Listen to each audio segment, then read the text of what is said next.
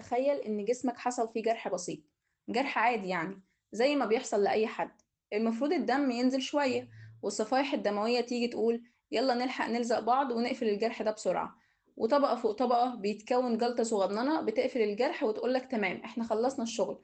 بس في ناس العملية دي مش بتمشي كده خالص، الدم عندهم بيقرر ياخد راحته شوية، الجرح يفضل مفتوح، النزيف يقولك مش همشي النهاردة أنا مستمتع.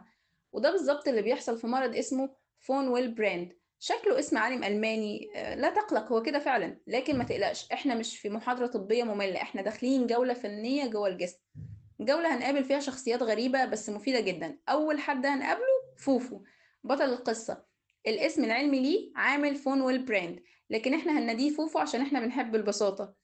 فوفو ده مسؤول عن حاجة مهمة جدا، بيلزق الصفائح الدموية ببعض، يعني هو الغراء اللي بيخلي خلايا التجلط تمسك في بعضها لما يحصل جرح. من غيره الصفائح بتقف عاجزة تتخبط في بعضها ومش عارفة تتصرف. بس فوفو في مرض فون ويل براند بيبقى تعبان أو قليل أو مش موجود أصلا، وطبعا كده الصفائح بتضيع والدم بيكمل نزيف والموضوع بيخرج عن السيطرة. وبالمرة بيقل كمان بروتين تاني اسمه العامل الثامن، وده اللي بيزود الطين بلة حرفيا. طب ليه كل ده بيحصل؟ الإجابة غالبا الوراثة.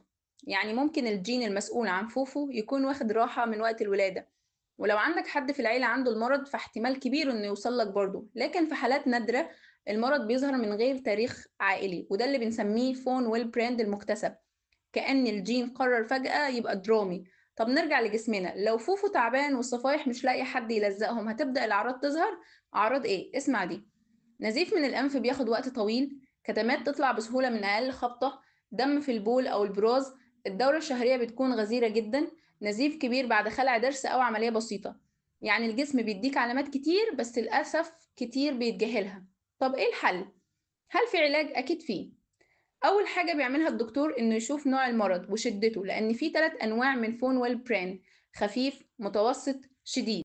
وبعدها يبدأ الحل من هنا: حقن فيها عامل فون ويل براند والعامل الثامن، أدوية بتمنع تكسير الجلطة بسرعة، حبوب منع الحمل للبنات بتنظم الدورة وتقلل النزيف، لاصقات موضعية بتساعد في وقف الدم، ولو المرض شديد بنستخدم بروتينات معمولة مخصوص. وفي كل الأحوال الدكتور هو اللي بيحدد الطريقة الصح، بس أهم من العلاج هو إنك تفهم جسمك وتاخد بالك من نفسك قبل ما يحصل حاجة. وده معناه اعرف تاريخ العيلة، لو في حد عنده المرض افحص بدري، ابعد عن الرياضات العنيفة، كرة، ملاكمة، إلى ما لا نهاية طبعا.